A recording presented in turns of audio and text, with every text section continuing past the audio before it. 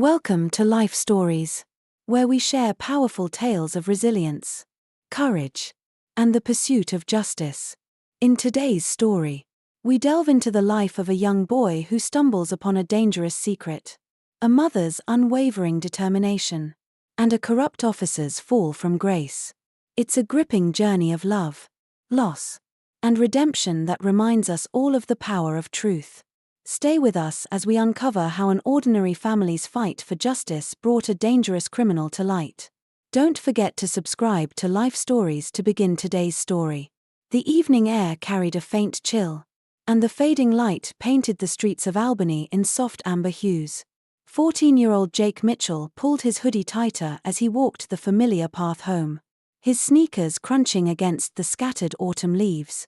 This stretch of road, often quiet and comforting, was one of the few places where he could let his thoughts wander, uninterrupted.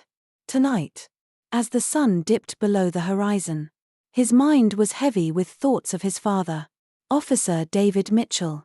David had been a hero to Jake, a man who didn't just wear a badge but embodied everything noble about justice and integrity. Losing him 3 months ago in the line of duty had left an emptiness that Jake couldn't put into words. It wasn't just grief, it was the unresolved mystery of his father's death that gnawed at him. The official reports had been vague, the questions unanswered. And though Sarah, his mother, tried her best to shield him, Jake couldn't stop himself from wondering what really happened that day. As he neared the edge of town, the silhouette of the old warehouse loomed ahead. It had been abandoned for years, a relic of a time when Albany had been an industrial hub. Jake usually passed it without a second glance. But tonight, a flicker of movement caught his eye. His steps faltered, curiosity tightening his chest as he noticed faint beams of light slipping through the cracks in the weathered boards. The warehouse wasn't supposed to have life in it. What was happening inside? Jake hesitated, his instinct telling him to keep walking. But something about the scene pulled at him. He tugged his phone from his pocket, the cool metal steadying his trembling hands as he crept closer. The muffled sounds of voices reached his ears, growing louder as he crouched beside a gap in the wooden planks. What he saw stole the breath from his lungs. Inside the warehouse, rows of people were bound and gagged, their eyes wide with fear. The air seemed thick with desperation as armed men moved between them, barking orders. Crates, stacked high, bore strange markings Jake didn't recognize. A gruff voice cut through the chaos. "Load up the rest. We're moving out at dawn. No mistakes." Jake's heart pounded as he fumbled with his phone, snapping shaky photos and recording snippets of their conversation. His mind screamed for him to run, to get away before anyone saw him. But his feet felt rooted to the ground. Then, he heard a chilling exchange between two of the men. "The boss doesn't want any loose ends," one muttered. "We'll make sure there aren't any," the other replied, a smirk twisting his face. A loose board creaked under Jake's weight, the sound sharp and damning in the stillness. Panic surged through him as the men froze, their eyes darting toward the source of the noise. Jake backed away, his breath shallow and rapid. Somehow, they hadn't spotted him. But he knew his window of escape was closing fast. Adrenaline fueled his flight as he bolted into the woods, branches clawing at his arms and face. He didn't stop until he reached the main road, his lungs burning and his pulse roaring in his ears. Relief flooded him when he spotted a patrol car parked under a streetlight. Jake recognized the officer stepping out of the car, Rick Barnes. Officer Barnes was practically a household name in Albany, known for his community outreach and his role in school assemblies about safety. Jake had always admired him, much like his father. In this moment of terror, seeing Rick felt like a lifeline. "Officer Barnes," Jake called, his voice cracking as he waved frantically. He stumbled toward him, clutching his phone like a lifeline. "You have to help me." Rick's face softened with concern as Jake approached. "Jake, what's going on?" Jake spilled the story in a rush, words tumbling over each other as he thrust his phone toward Rick. "There's something at the warehouse, people tied up. Drugs." Guns. I took pictures. You have to do something. Rick's expression darkened as he scrolled through the images. For a moment, Jake felt a flicker of hope. But then, something shifted in Rick's demeanor. The warmth faded, replaced by a cold, calculating look. You did the right thing, Jake, Rick said. His tone calm but hollow. I'll handle it from here. Wait. I can, Jake started to say. But the world spun as pain exploded at the back of his head. Darkness engulfed him before he could finish his sentence. When Jake stirred, his vision was blurred, and the damp earth beneath him pressed cold against his cheek. He caught glimpses of Rick's face, twisted with frustration. As the officer muttered under his breath, Jake's pockets were searched, and his phone was smashed against a rock, the sound of shattering glass echoing in the stillness. You should have kept your nose out of it, kid, Rick growled before disappearing into the night, leaving Jake crumpled and broken. The next morning, sunlight filtered through the trees as the world stirred to life. A jogger, out for his morning run, spotted Jake's motionless form near the roadside and immediately called 911. Paramedics arrived swiftly, loading the unconscious boy onto a stretcher and rushing him to the hospital. When Sarah Mitchell was notified, her world tilted. The sight of her son, pale and still, hooked up to machines, was almost too much to bear. As she clutched his hand, willing him to wake, one thought burned in her mind: who had done this to her boy?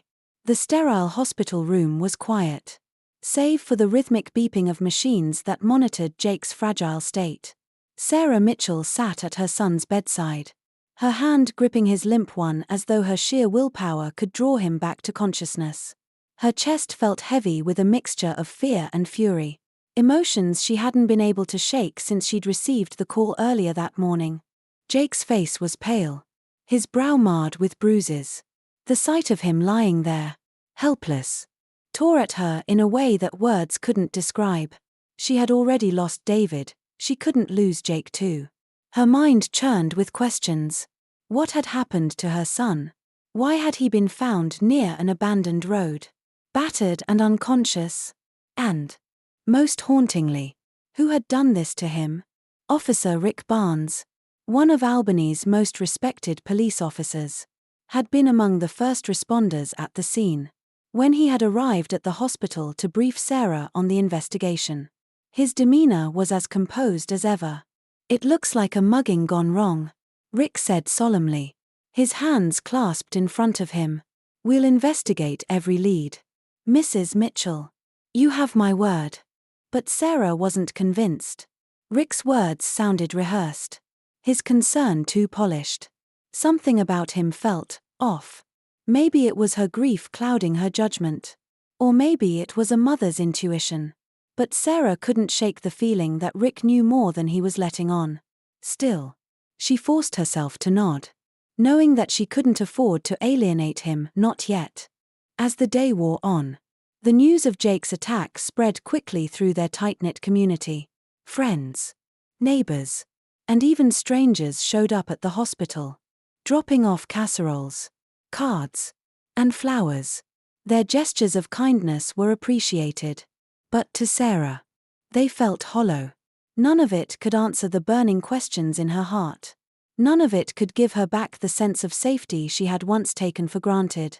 By the evening, Sarah's unease had grown into a gnawing certainty that something darker was at play. Jake had been a cautious boy, not prone to reckless behavior. If he had been attacked, there had to be a reason that someone didn't want her to discover. That night, Sarah made a decision.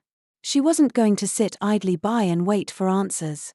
If the police weren't going to tell her the truth, she would find it herself. The next morning, she began retracing Jake's steps. She visited the corner store he sometimes stopped at on his way home, asking the clerk if they'd seen him.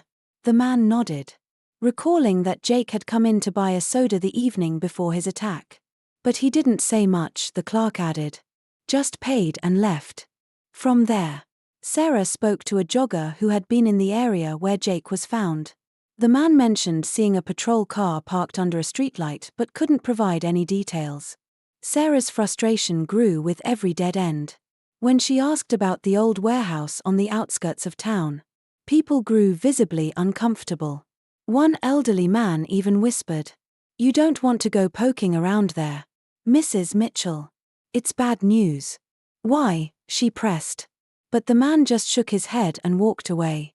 Her determination only deepened. That evening, as she sat beside Jake's hospital bed, watching his chest rise and fall in steady rhythm, she whispered a promise. "Whatever happened to you, Jake, I'll find out. I swear I'll get to the bottom of this."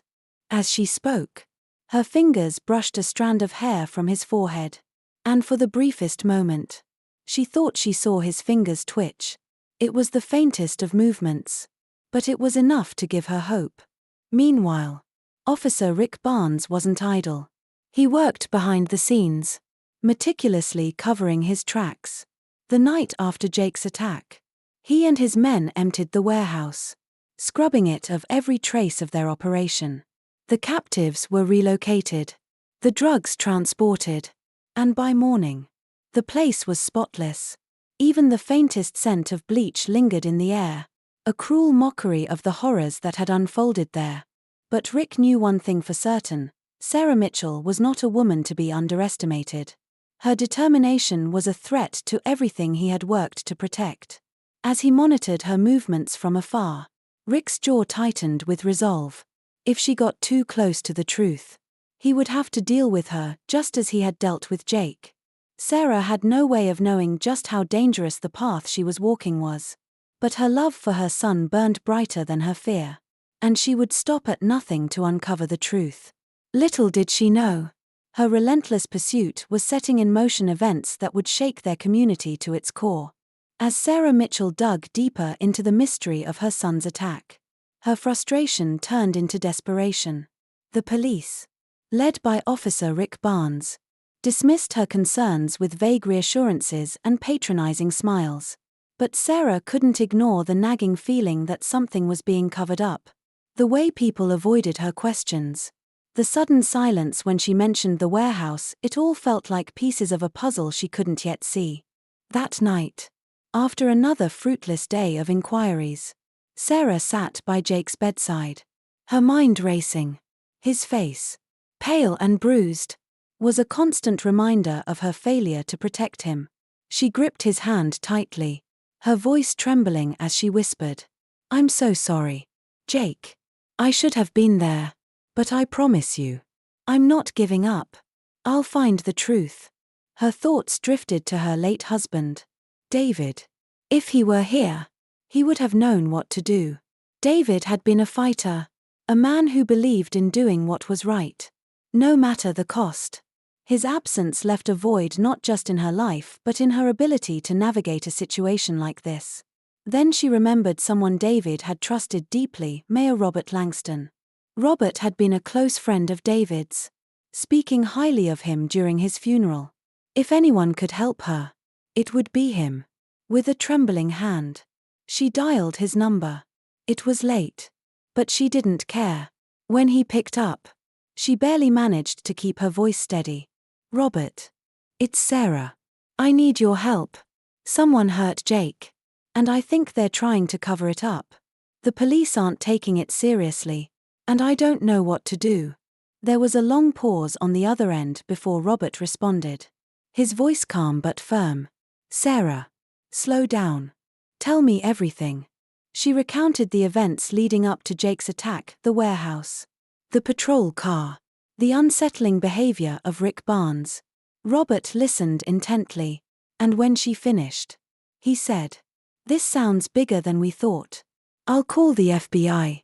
If there's corruption involved, they'll get to the bottom of it." For the first time in days, Sarah felt a flicker of hope.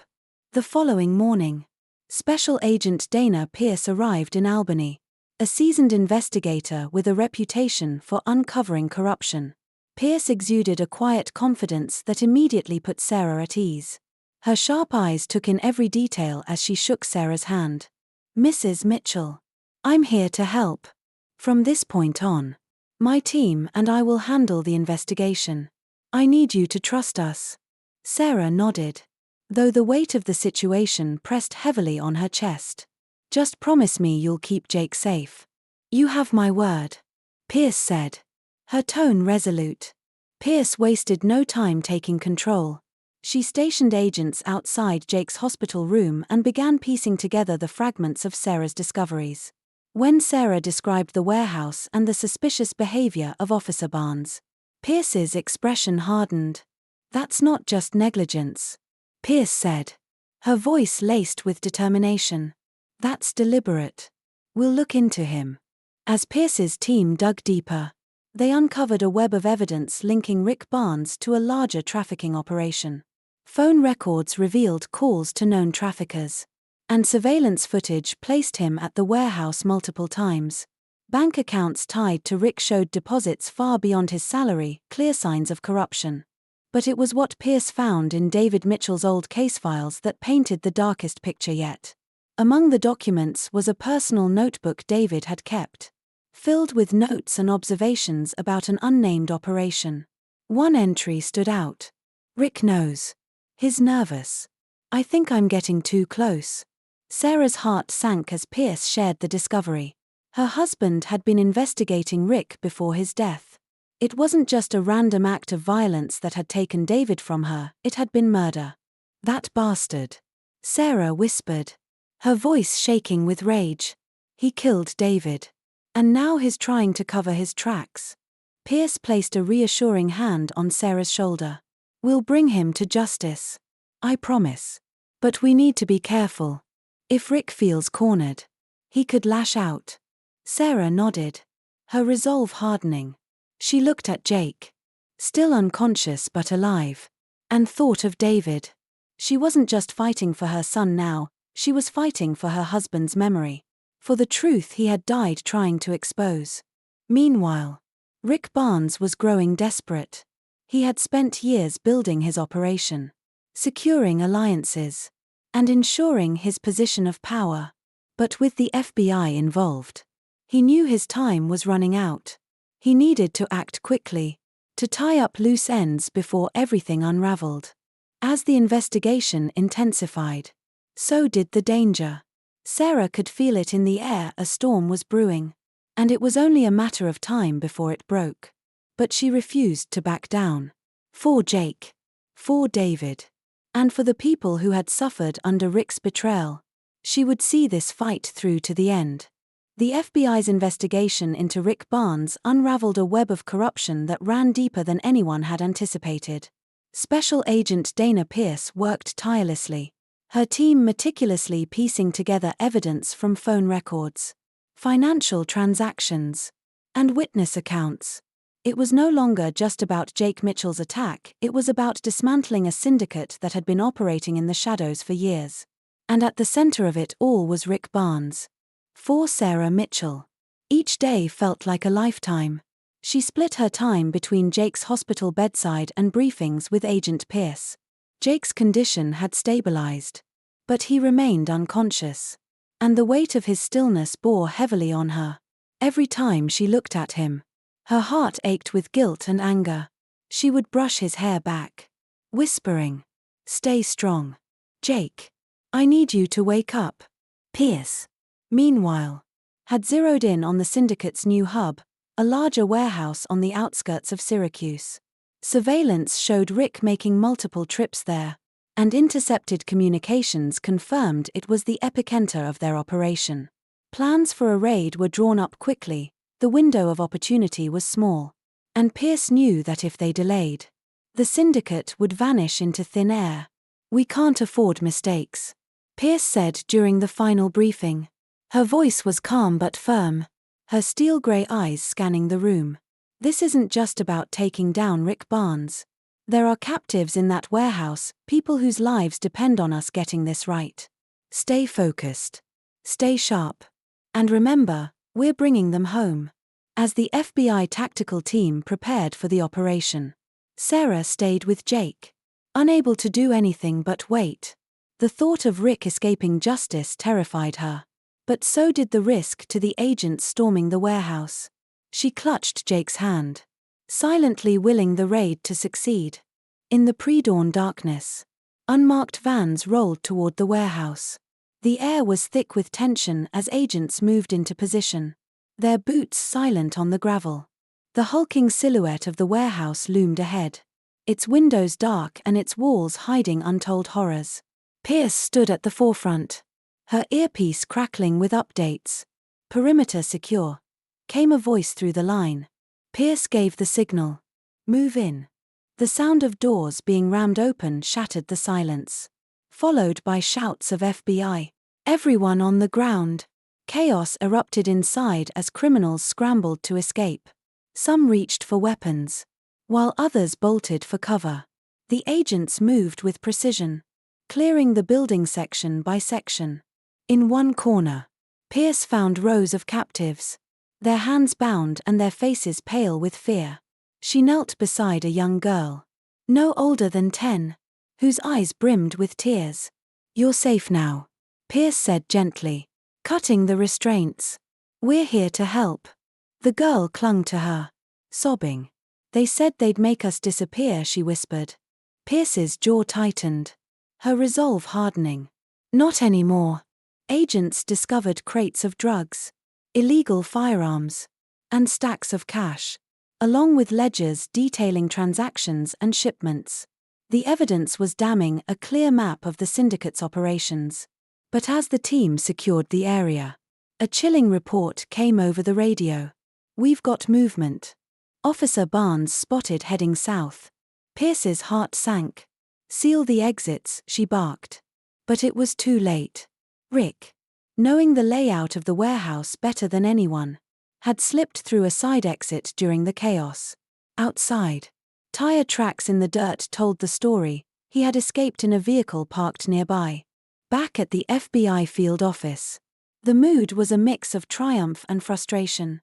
The raid had been a success, the captives were safe, and the evidence they had gathered was enough to dismantle the syndicate. But Rick Barnes, the linchpin of the operation, was still out there. Pierce addressed her team with a grim determination. "We've dealt a major blow. But this isn't over. Barnes is on the run, and desperate people make dangerous choices. Double the surveillance on his known associates. We can't let him disappear."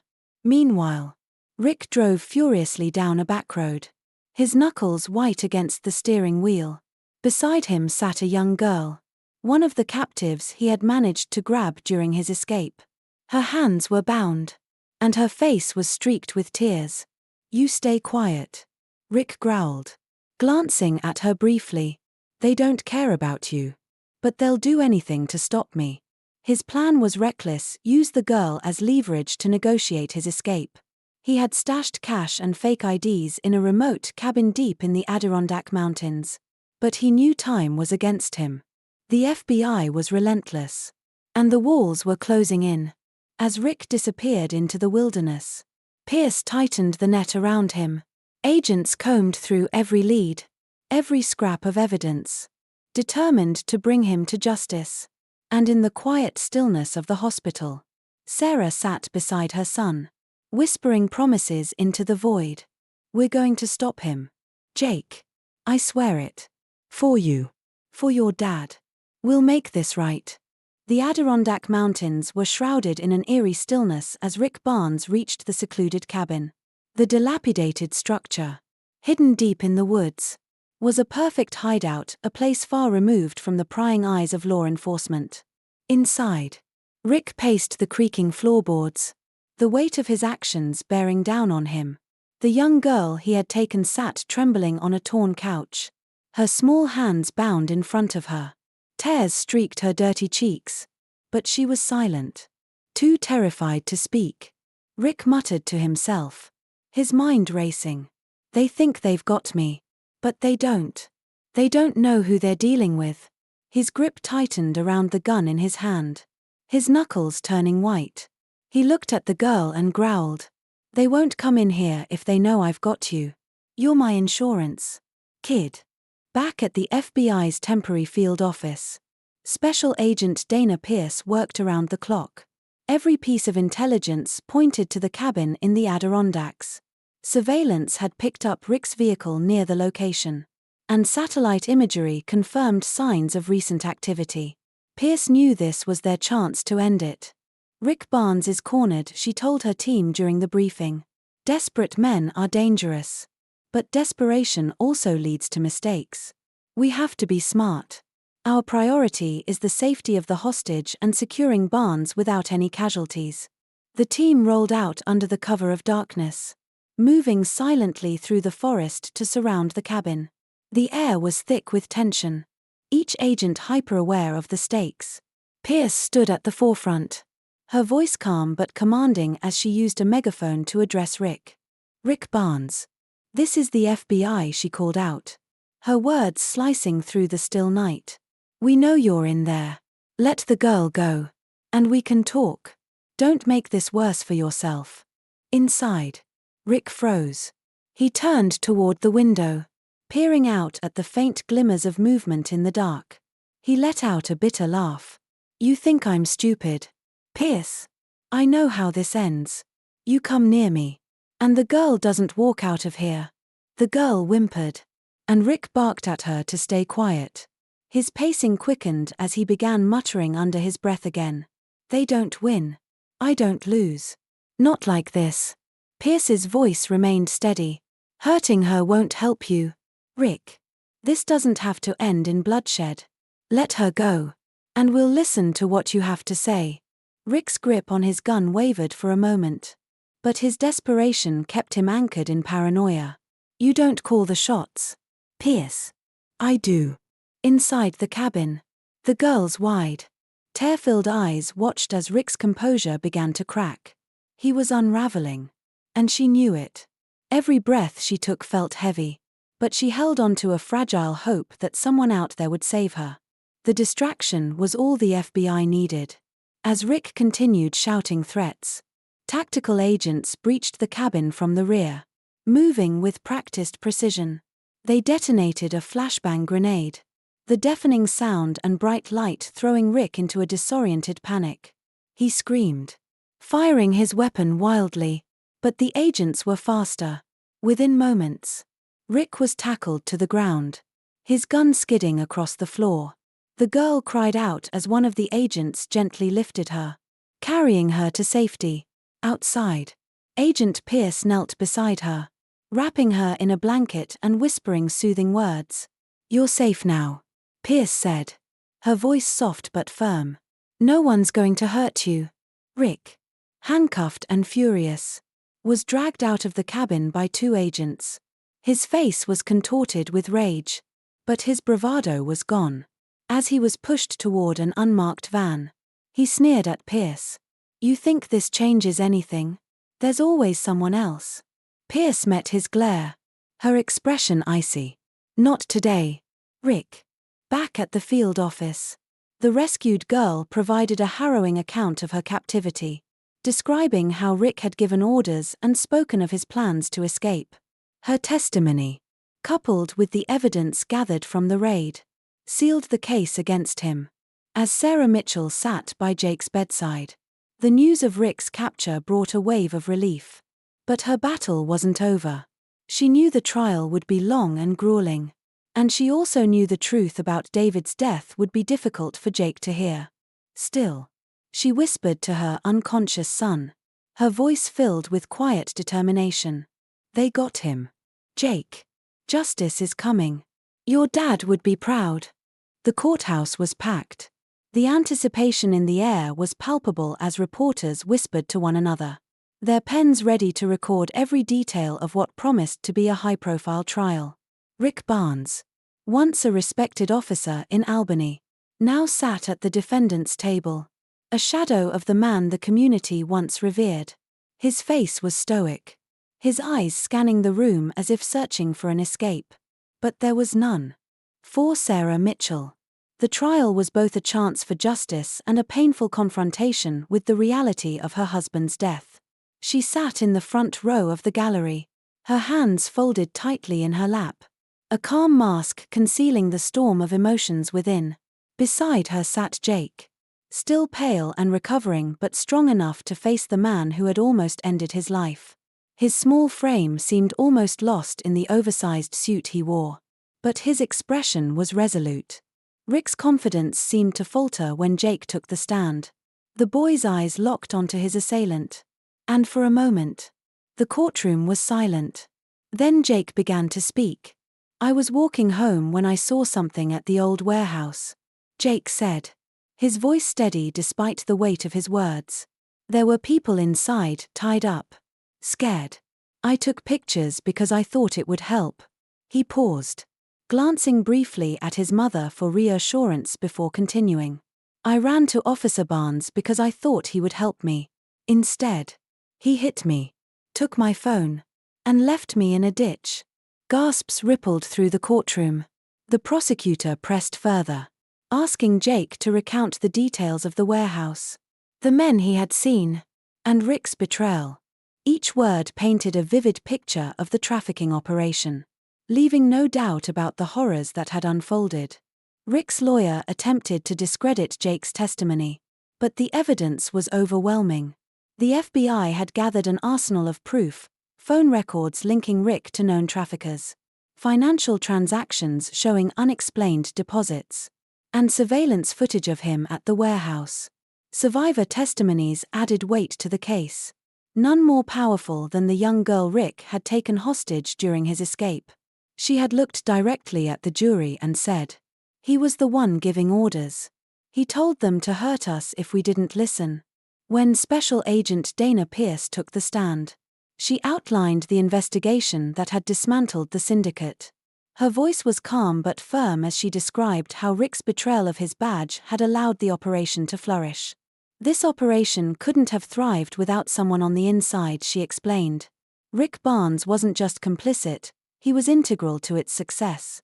The trial lasted for weeks, but the jury's deliberation took only hours.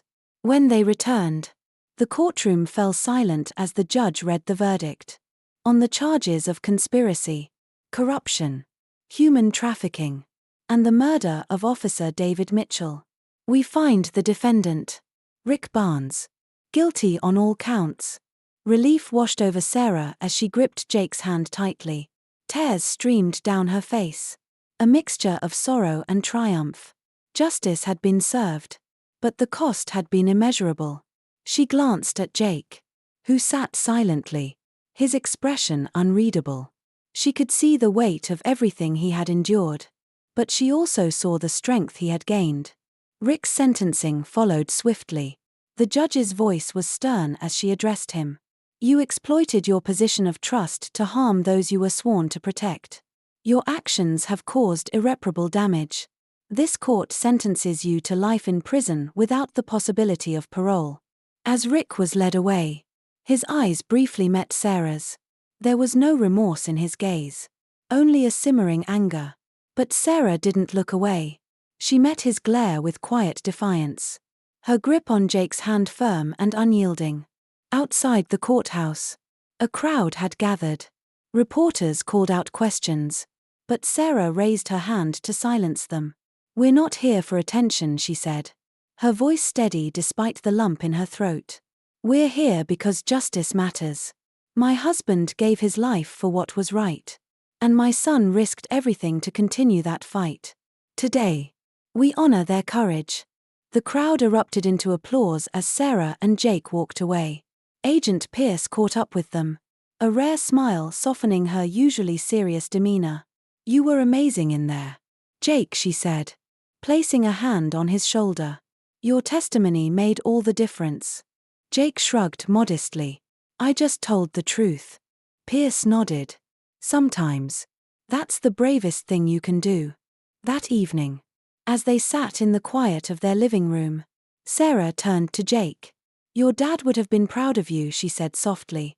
Jake looked down at the medal that had belonged to his father, now resting in his hands.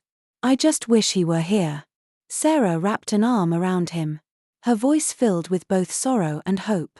"He's always with us, Jake. And because of him, and because of you, we made sure the truth came out." That's what he would have wanted. For the first time in months, Jake smiled faintly. Together, they sat in the stillness, their grief tempered by the knowledge that, at long last, justice had been served. As the sun dipped below the horizon, casting the Mitchells' quiet home in warm golden hues, Sarah and Jake sat together, reflecting on the journey they had endured. The pain of their loss would never fully fade, but they found strength in knowing justice had been served. David's memory lived on, not just in their hearts, but in the bravery Jake had shown and the truth they had uncovered. Life would move forward, step by step. With each new day, they carried the lessons learned, that courage, love, and integrity could withstand even the darkest trials.